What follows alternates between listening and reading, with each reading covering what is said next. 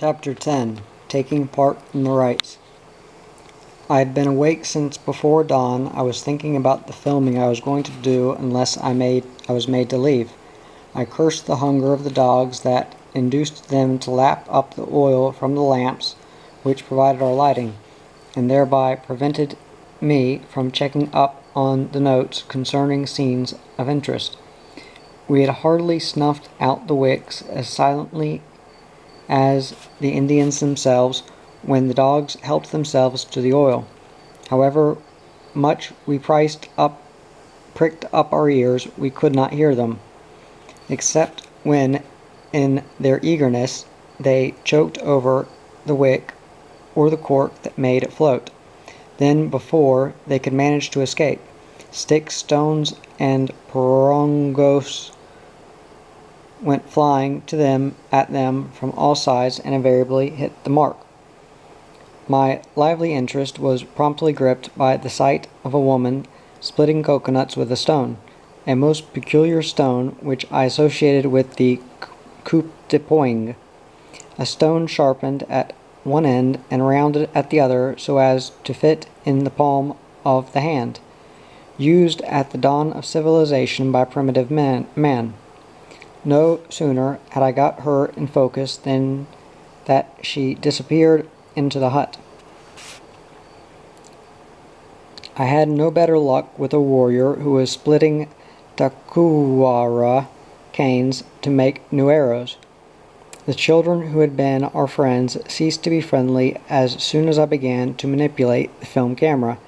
That day was no exception. They knew that the chief allowed me to point that bow without arrows at them, but though the chief was the head of the tribe, they had not yet received the status of warriors. It was unless to enter into a persuasive discussion, and it was very rarely that I was able to film the children in their natural attitudes or at their normal activities. The chief knew his tribe, so on his daily visit he lingered more than he need have done. He was expecting some complaint from me, for nothing happened, however insignificant, that he did not know about. I decided to keep the vexations of the morning to myself, and this seemed to please him, for immediately after leaving us he returned with half a bagful of dried beans which he gave to Norma. Contrary to his custom, he did not recline on the mat, preferring the fresh air outside to the lamentations of one of his wives, the eldest of them, who was bewailing the loss of the beans. A visit to a neighboring hut was due to Norma's insistence. Hardly had we entered than the woman hastened to their respective mats, except three who were cooking at the central fire. Their look of surprise became almost one of terror as Norma approached. I remained as far away as possible. For a moment the Indian women did not know what to do, but as soon as my wife crouched down beside them, they hurried to where their belongings lay. One old woman with a very unfriendly expression went up to Norma, pushed her hat to one side to have a better look at her face and make sure of her womanly contours. When she had convinced herself, she smiled with relief and told the others. Then Norma found herself surrounded by the young girls and later by all the women in the hut. I went up to them to act as interpreter, fearing that on seeing a man they would flee again. But the concentration and curiosity that Norma had aroused prevented them from paying any attention to my presence. What attracted their attention most was the whiteness of her skin.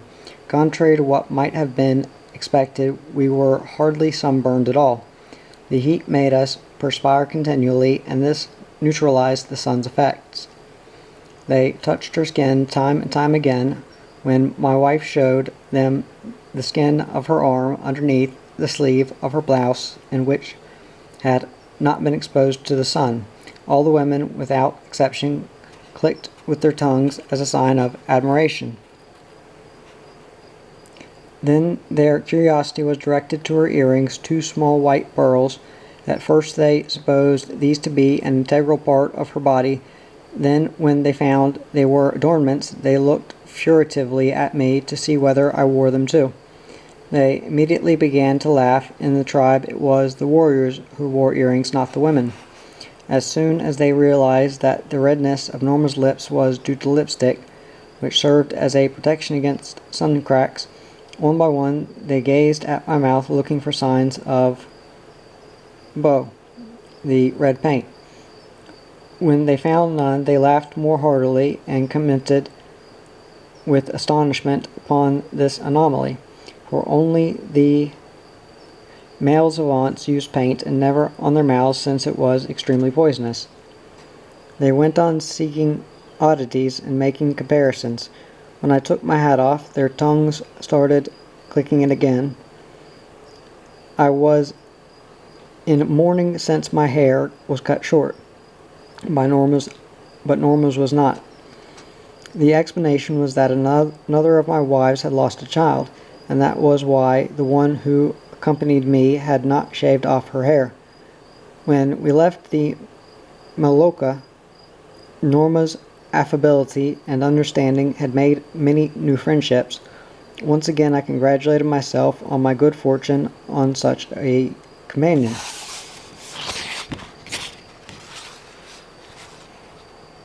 I followed the native customs and injunctions. I spoke in a murmur.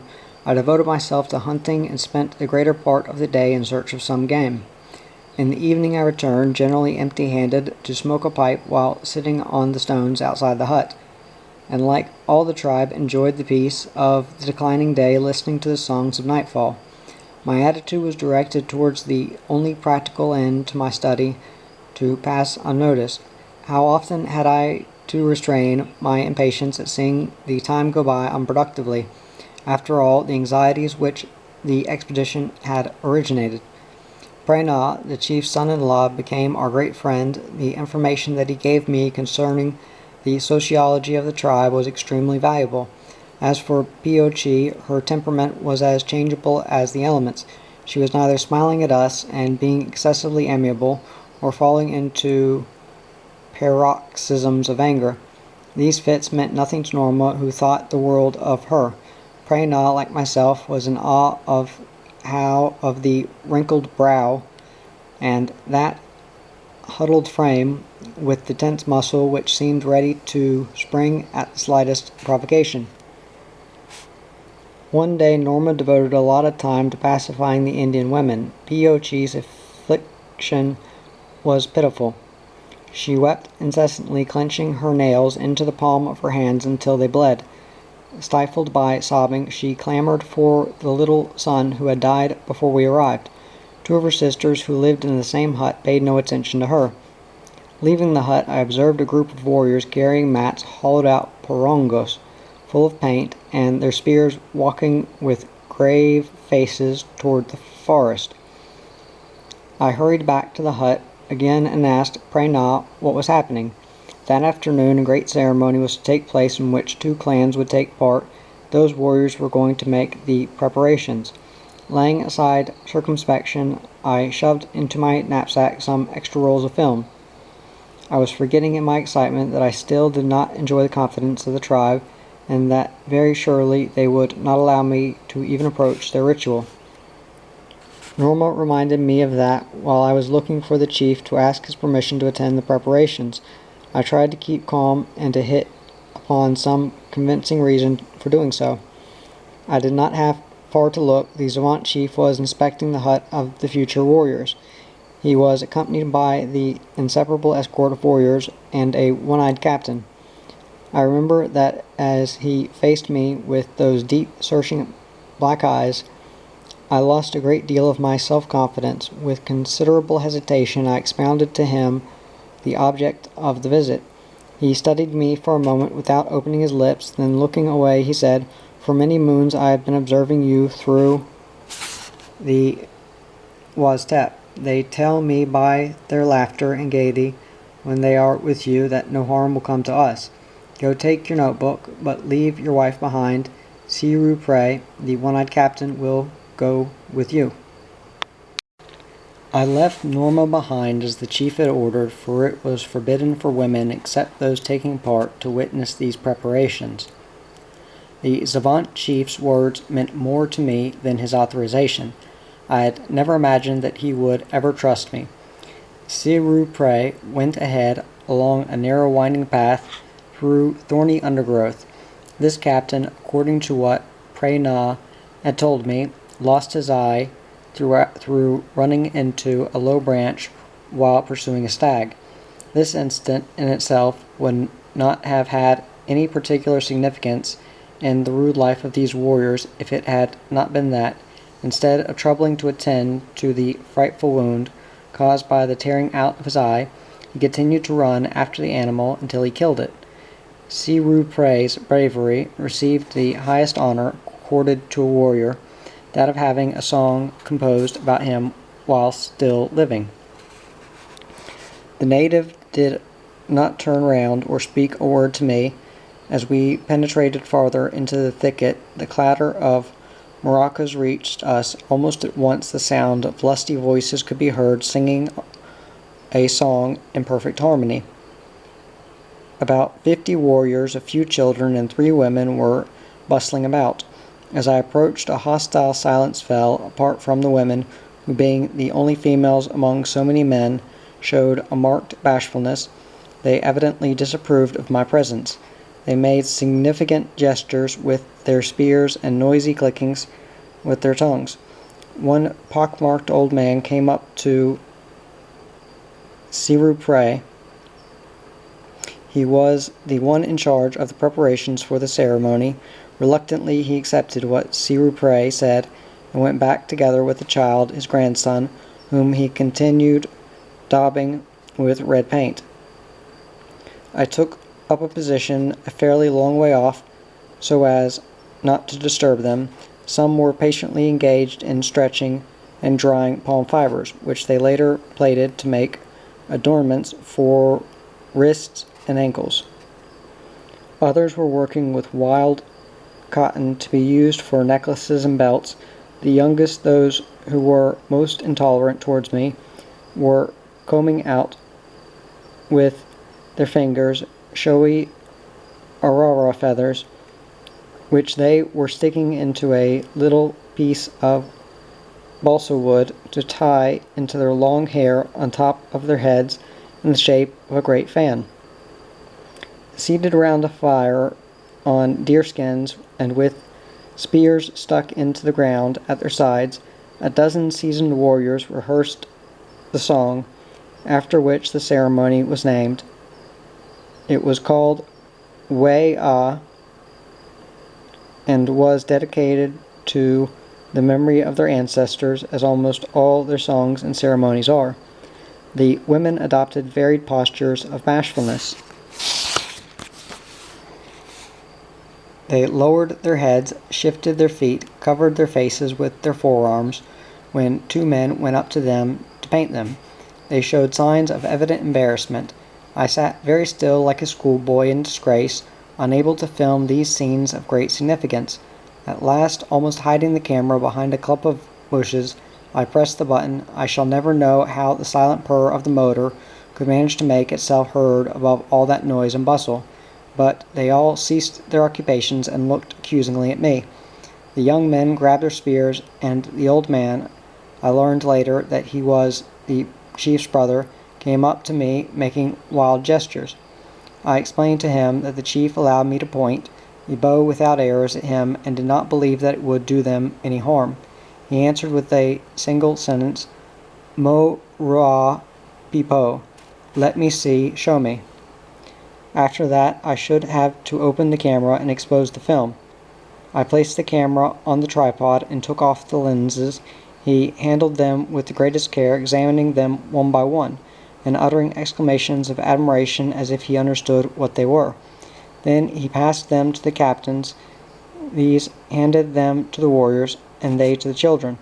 I watched this maneuver for a moment with great anxiety. Then the old Indian wanted to look into the viewfinder. More carefully than I, he placed his eye against the peephole, and touching the button, inadvertently started the motor. With surprising agility, he leapt away and shouted, "Wa ji," which meant poisonous snake. The sound of the machine had been associated by him with the noise of the rattlesnake. I could not calm him. He was offended. I put back the lenses, which had been returned without the glass being smeared by a single fingerprint. They had seen how I handled them, and they had all done so in the same way.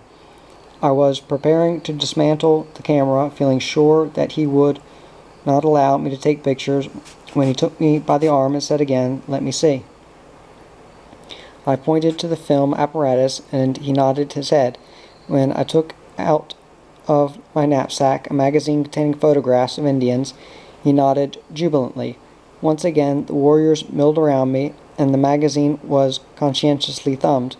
When they had finished, the old man folded it with great care and handed it back to me.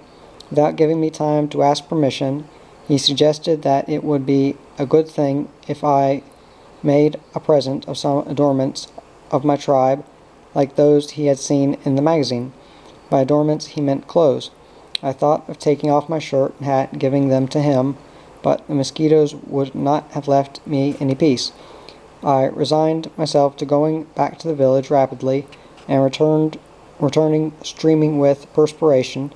I presented him with a cloth hat, a shirt riddled with holes caused by cricket bites. Those creatures abounded in the Molucca, and they had the same kind of appetite as the people we lived with in the tribe, and a pair of shorts.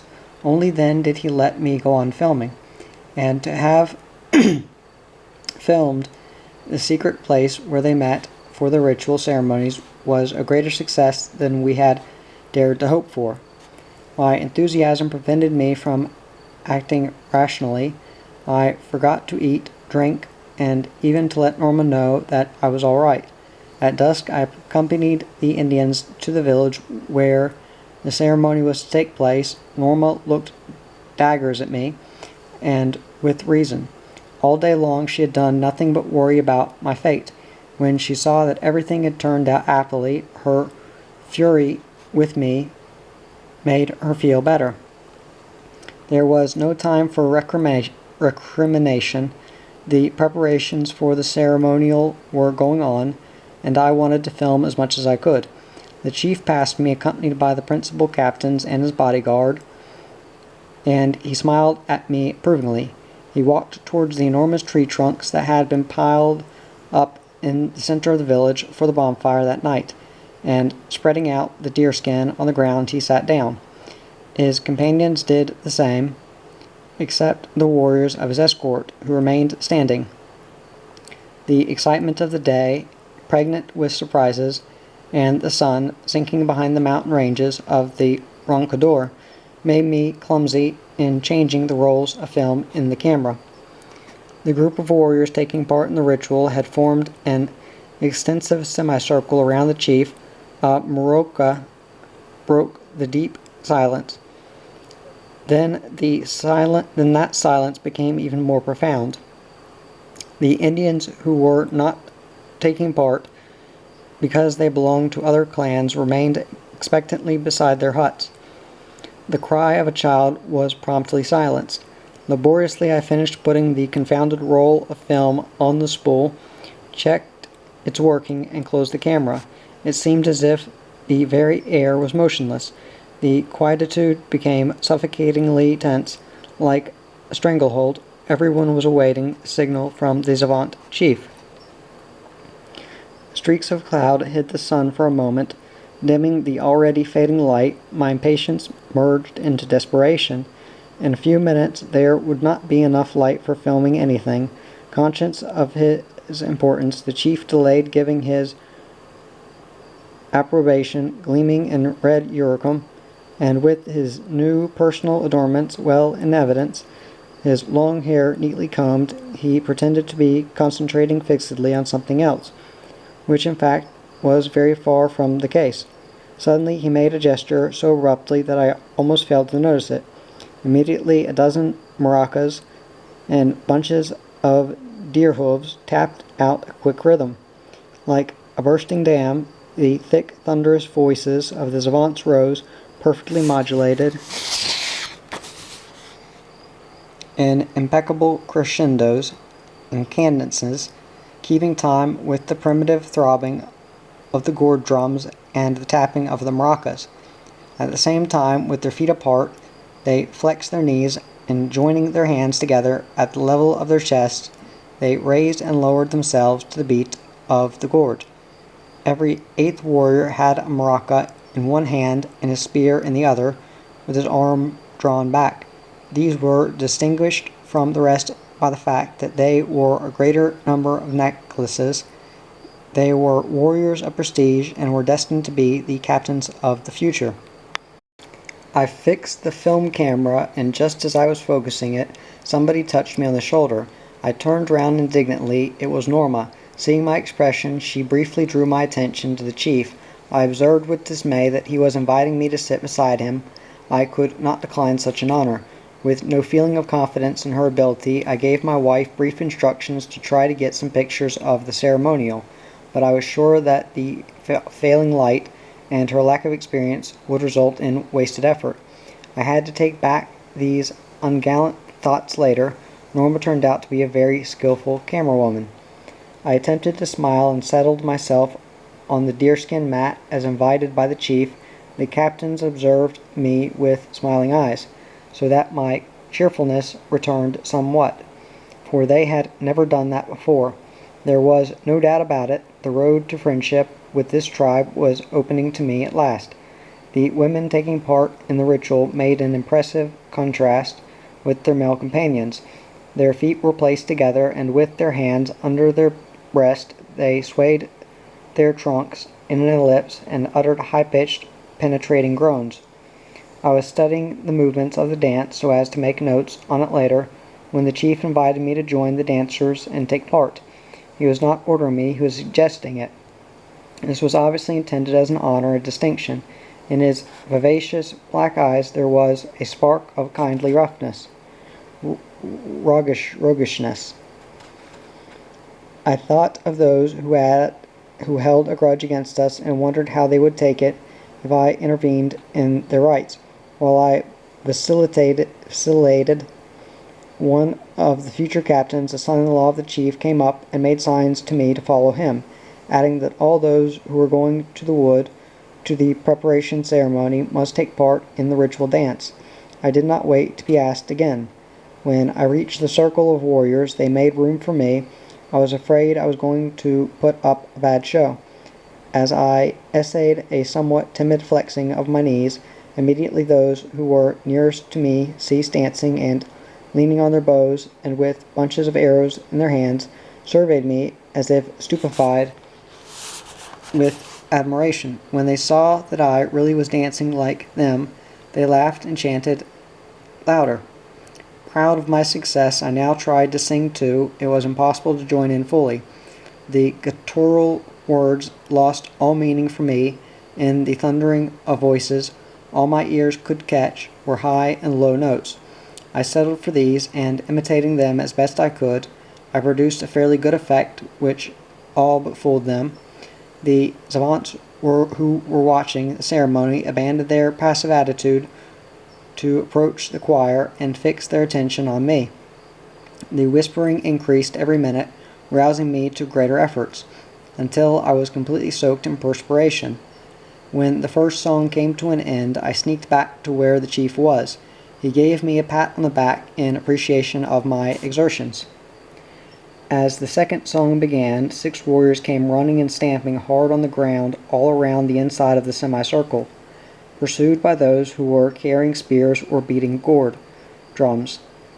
These noisy stampings were meant to frighten away evil spirits by showing them they were a source of angry irritation, especially any that my wife and I might have brought with us.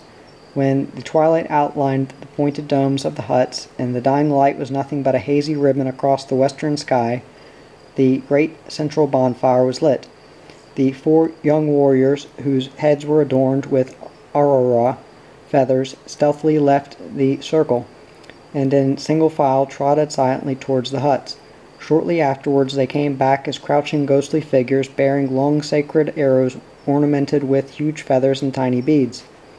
At some particular point in the ceremony, these arrows were to be shot towards the 4 cardinal points as a warning that the tribe was permanently at war with any evil spirits which wished them harm.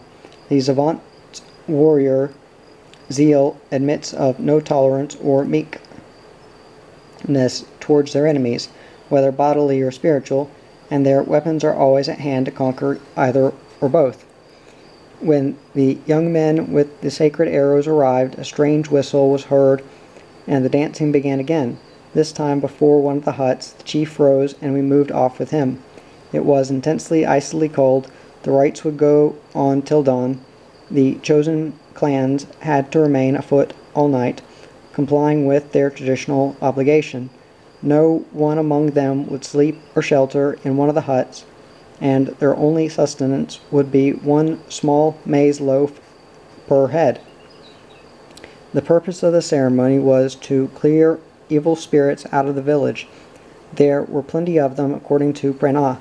They might have come from the neighboring tribes to avenge the incursions of the Zavants, from Indians who had been killed, from inimical members within the tribe itself, or even from us. Hence it was that they had attached an importance more serious and formal than I had supposed it to be, to my inclusion in the ritual. They did not know the evil spirits of the white man, and they thought the best fellow to deal with them was me. We were about to go to sleep. The fire in the hut was still burning, when a heart-rending wail made us wide awake again. We looked around from where we lay in our hammocks. The chief, squatting on his haunches and leaning against the thatched wall of the dwelling, burst into a lament even more intense than before, in a sort of canticle of excessive melancholy. As we found out later, he was weeping for his departed friends and relatives, because they were unable to keep him company in the ceremonial that had been celebrated.